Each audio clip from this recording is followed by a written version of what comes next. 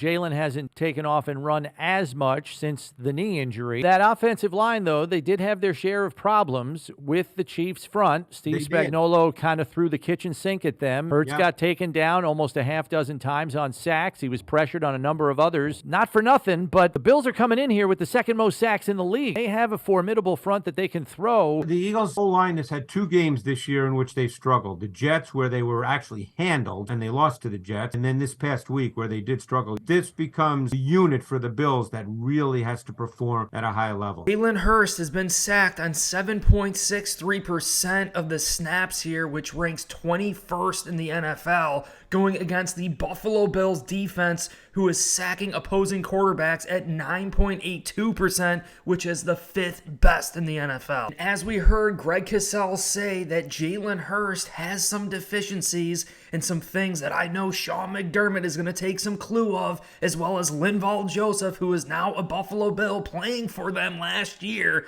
in the Philadelphia Eagles, going against that offensive line in practice. He is definitely going to give some clues to the rest of this Buffalo Bills defensive line to reveal some tendencies. Can Jalen Hurts survive this Sean McDermott defense, which currently ranks 2nd best in the NFL with a total amount of sacks? And I think the Bills would be wise to take a clue from the Kansas City Chiefs game last week going against the Philadelphia Eagles, in which we could see Jalen Hurts was sacked 5 times. And as we heard Chris Brown state that last week, Steve Spagnuolo, the Kansas City Chiefs defensive coordinator, threw the kitchen sink at Jalen Hurts. I really think Sean McDermott is going to take a page out of the same book. Steve Spagnuolo and Sean McDermott have a great relationship with one another, and I'm sure there was probably some phone calls that were made this week, and we could see the reason being is that they spent all those years in Philadelphia together. Sean McDermott started his career with Philadelphia. He is going back to Philadelphia to represent himself, the first time ever going back there. And one other reason why I think he's going to throw the kitchen sink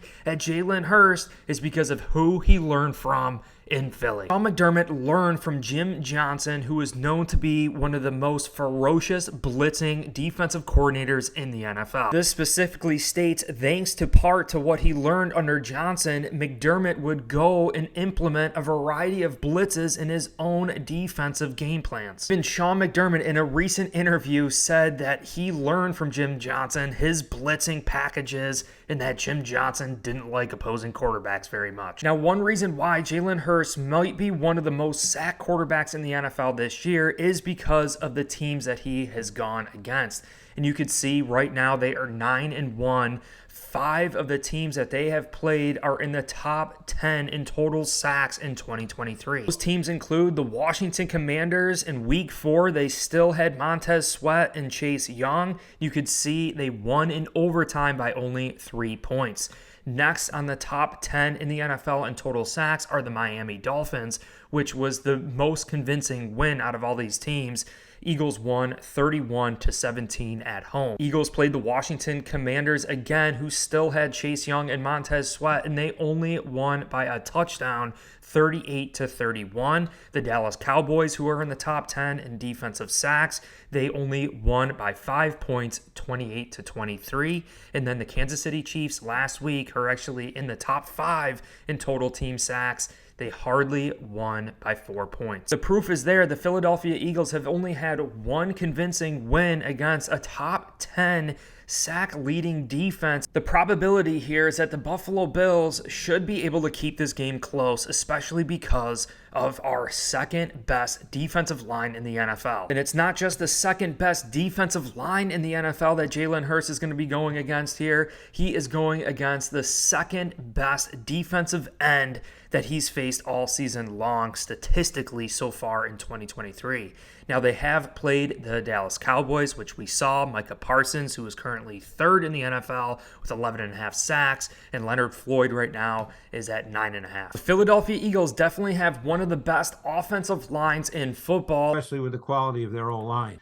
They got arguably the best O-line in the league. Even Steve Tasker said their get-off the snap is just unbelievable. Get-off time they have with their interior offensive line. It's like they're all the center. They all go on the centers. It's a great jump they get on the snap. The tush push or the brotherly shove, people are calling it, how dominant they really are in those situations. And that's another point why the Buffalo Bills should consider blitzing and getting them in long downs and distances, because this is a 4-down team. Even when they are backed up in their own territory, they will not shy away from the tush push and going for it on 4th downs. They get to 4th and 2 yards or less, they're going for it. And they'll go for it anywhere on the field. So it's not, they're only going to go for it if they're across the 50-yard line. So the best way to avoid that situation is to make sure we're not in 4th and short or 3rd and short situations.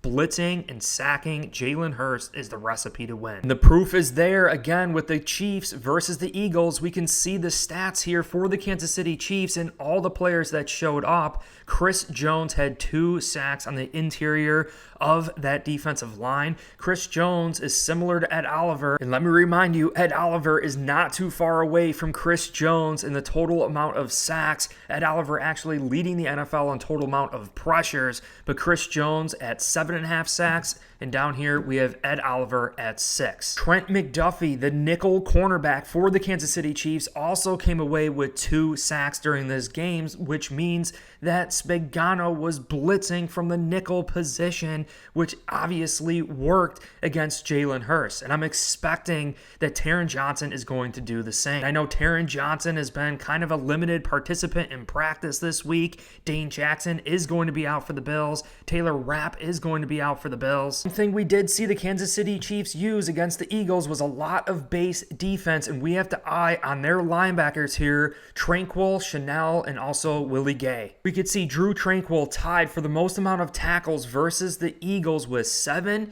and we could also see down here Willie Gay and also Leo Chanel both with 3 tackles. And I put together this infographic here just to show you some examples and comparisons between the Buffalo Bills base linebackers versus the Kansas City Chiefs base linebackers, and you're going to see a lot of similarities here.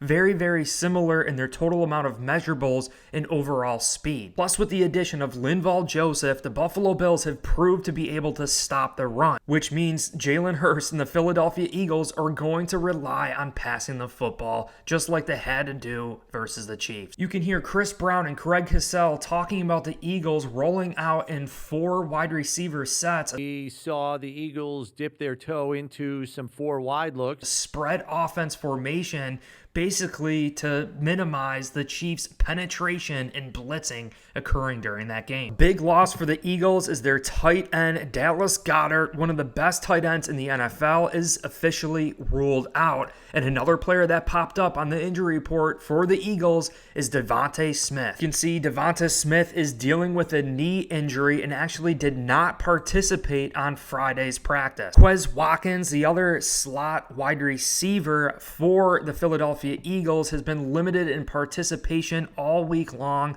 and is questionable for this game. Even A.J. Brown, clearly a top 5 wide receiver in the NFL, is also injured, dealing with a thigh injury, and also was pictured arguing with Jalen Hurts on the field versus the Chiefs. DeAndre Swift is actually banged up here too, dealing with an ankle injury. And yes, I know Philadelphia has a short week playing on Monday night. The Bills really have had 1 extra day of rest in practice. In my previous video, we discussed the Bills stepping into Murderer's Row, but the Philadelphia Eagles have been in Murderer's Row for quite a while, taking that loss versus the New York Jets, who Greg Cosell said manhandled the Philadelphia Eagles offensive line. And we all know what the Jets do. They call a lot of man coverage and they send the house. They also blitz. That Jets defense is clearly a stingy, ferocious defense. Miami Dolphins are in the top 10 in defensive sacks. The Washington Commanders are in top 10 defensive sacks. Dallas Cowboys are in the top 10.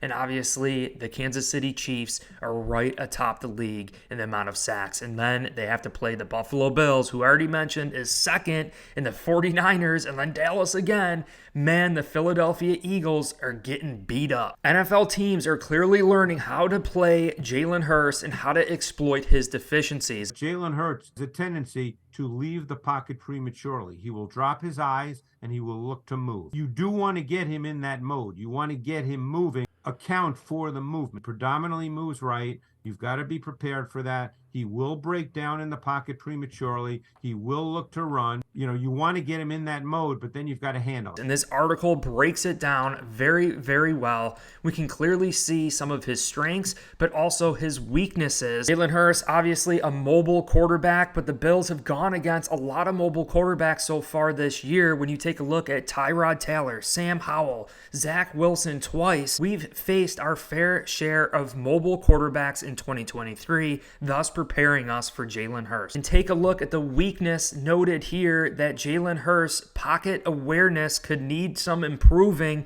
He sometimes struggles with pocket awareness and can hold onto the ball too long, leading to sacks or turnovers. He needs to improve his ability to read defenses and make quick decisions under pressure. Fact is, teams are pressuring Jalen Hurts because that is his deficiency. He struggles at reading defenses. He struggles under pressure. Josh Allen getting so much flack for the amount of interceptions he's thrown, and another weakness for Jalen Hurts is that he actually turns the ball over too. Jalen Hurts' interception thrown percentage is actually 23rd in the NFL, whereas Josh Allen and the Buffalo Bills' interception thrown percentage is 28th in the NFL. If the Bills send the kitchen sink at Jalen Hurts, that should minimize explosive plays down the field. One other reason for that is because of the type of wide receivers that they have. A.J. Brown and Julio Jones. Julio Jones is there. He's not what he was, obviously. Are tall, physical, long cornerbacks.